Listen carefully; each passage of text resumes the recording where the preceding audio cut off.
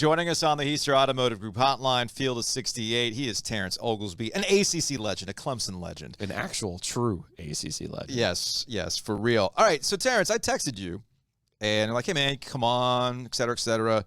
And, just giving you a heads up. We'll talk about the whole, is the ACC, actually bad, or are we just making this a thing? And you just hit me with, short answer, yes.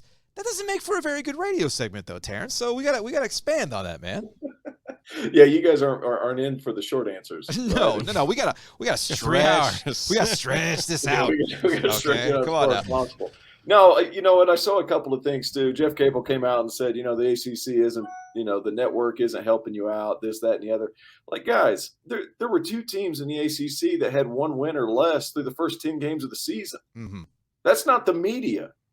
That's proof right there. And then not only that, those two teams that were doing that, one of them has 6 wins in conference. You tell me how that happens.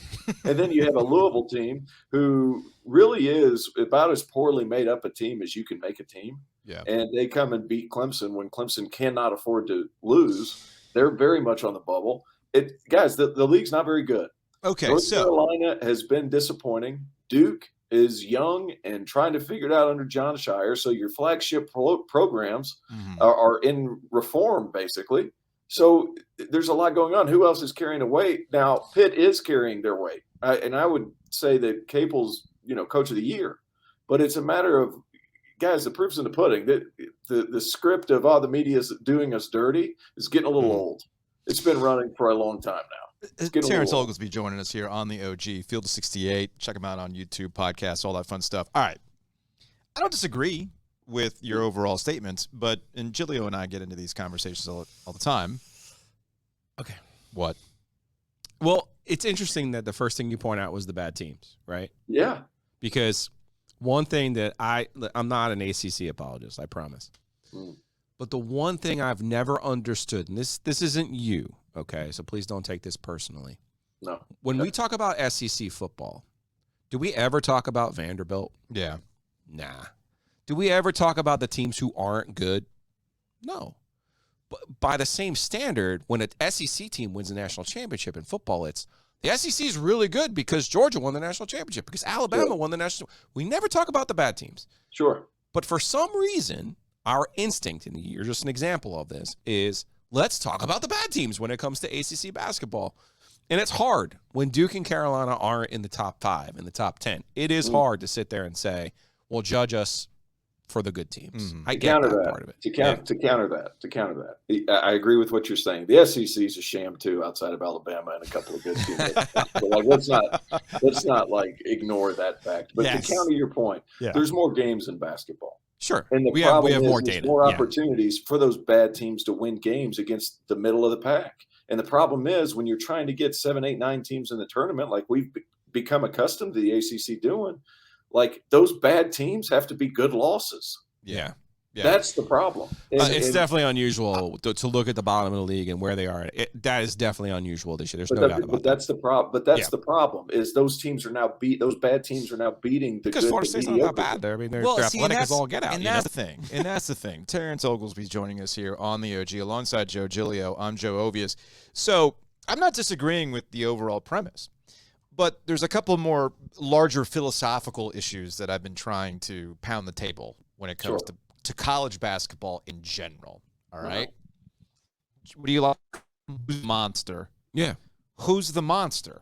I'm watching Duke last night against Virginia. They now have this Saturday to Monday turnaround, and John Shire is finally getting a healthy group to understand who they are. One thing, and Gilio's been tired of me hearing about this, this is probably the most likable Duke team we've had in quite some time. A bunch of dudes who understand their role. Okay, I don't want to call Duke a lunch pail type team, but they're willing to win in muck it up, dirty games, right? Mm-hmm. And now their offense is kind of starting to coalesce because they're all healthy. Sure. And John Shire also cycles through lineups like a fiend, okay? Sure. And none of these guys has a problem. There's no moping about playing time. If Derek Lively doesn't have it today, here comes Ryan Young. Oh, okay. I need Granderson to come in and hit some big threes for me. Nobody's getting upset about that kind of stuff. So I look at Duke kind of coming on with the context. They're not the same team that they were back in November. And I wonder to myself, are we judging this and obsessing over things that happened in November, December, and January and not understanding that teams can improve over time? I almost feel like the timeline for college basketball should be shifted because of transfers, freshmen, and everything else that goes on, that these are not the teams that we should be judging net and KenPom numbers on, because what happened in November is like 10 years ago in the grand scheme of things. Absolutely. And I'm 100% in agreement there. I think the net and KenPom, it all, convolutes everything of what you're trying that's going on. But another problem too is you alluded to it, is the ACC relies on super talented freshmen. They rely on a lot of transfers, super talented transfers. They come in. It takes a second for those teams to get going. So how do you adjust that narrative? Maybe you switch the season up. Maybe you play some earlier conference games in the season. The ACC started to go towards that. So at least if you're losing and learning, then you're not killing yourselves in the non-conference. Maybe you slide the ACC Big Ten Challenge, or it's no longer going to be a thing. Move that to the beginning of February. Yeah. Move that to the end of January, to where now you're playing at a point in time where teams have figured each other out. I love what you said about John Shire and Duke and how he's going through lineups and everything like that. He's also figured out, hey, I can let Tyrese Proctor bring the ball up, and then Jeremy Roach can become a playmaker in the half court when he doesn't have to worry about bringing it up and then becoming a playmaker. Like it takes time to figure these things out when you have so many new players.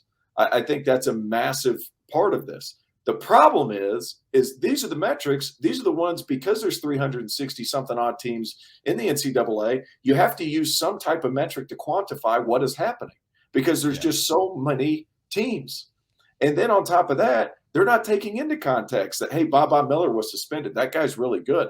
Florida State was injured at the beginning of the season. First 7 games, they were playing with 7 players, where Leonard Hamilton and his style of play usually plays 9 to 10. They're not thinking about that. They're not thinking about Florida State going 1-9. All they know is Florida State went 1-9. They're not thinking about Kenny Payne and Louisville and trying to figure things out and playing Jalen Withers at the 2 when he was an all-freshman team member at the 5. They're not having that in context. Like the good teams have been good. The problem is you can't lose to the bad teams because they turn into quad 4 losses. So if you're going to have to quantify them, that's where the issue lies, because those losses in the early part of the season kill you. Look at Clemson and their South Carolina loss. That was a quad 4 loss at a time where PJ Hall was on a minutes restriction. They were still trying to figure out who their point guard was. You got to shift your scheduling around. You got to figure something out from that part. If the commissioner even wants to take that on, it's February, he's still thinking about football. So that's your problem. You got to figure some things out. Yeah. Terrence Oglesby, Village 68. Check him out on his podcast. He's joining us here in the Heister Automotive Group hotline. That's Joe Ovius. I'm Joe Giglio. Let's talk a little bit about Clemson, because we'll see them at the end of the week here in Raleigh. They'll play NC State. They've lost 4 of 5. They were 10-1 in the league. We've covered the Louisville loss. I'm curious though, when you were a player, did you enjoy the return games, the run it back games? Did you enjoy seeing that team a second time and having that familiarity, and maybe even knowing, okay, Scott Wood's going to run to the corner, I know where this play's going, some of those types of things? To be honest with you, it was all a blur for me, and I was so one-track minded anyway. I was just trying to catch it and shoot as fast as possible. Get him up. So there wasn't a whole lot of forethought there. It was like, hey, what part of the press do I need to stand at just so I can fake some defense? And then after that, like, well, how quick can I catch it and shoot it? Can I find Booker? Yeah. Yeah. Where's Booker at? I need my backup. I can talk trash as long as Booker's got my back. No, I think the run it back games are huge, especially whenever it's a 1-point game or a 2-3-point game. You're a little bit more familiar. You know what each player is going to do a little bit better, and you can scout report all you want, guys. And coaches, they put so much emphasis on fast scout and, film study and all that stuff, but it's really not the same until you feel a guy cutting through the lane. It's really not the same until you're trying to get open and a guy's holding you a little bit. Until you figure those things out, it's really hard to predict. Those second ones are typically, at least I would have a little bit better of a feel of how I could attack a guy. There's some guys who didn't think like that, but for somebody who was 6'2", $190, and having to guard 6'6", 210, I had to do stuff like that. So for me, those return games would the second time around would usually be a little bit better for me, just because I could prepare accordingly and kind of know where those openings were going to be. Terrence Oglesby, Clemson legend. Field of 68. We appreciate the time, man. Sometimes I think maybe we get a little too caught up in in defending the ACC that we just got a little tough love. A little tough love from time to time. Hey, guys, I fought the good fight until about a week ago. And then there comes a point I'll be honest, I get tired of Goodman, and like the basketball Illuminati trying to act like one bit ACC. Come on, guys. Come on. Hey, I'm not part of that. If I got to see Fanta telling me about some Big East game one last time, I'm like, come on. Yeah. Let's go.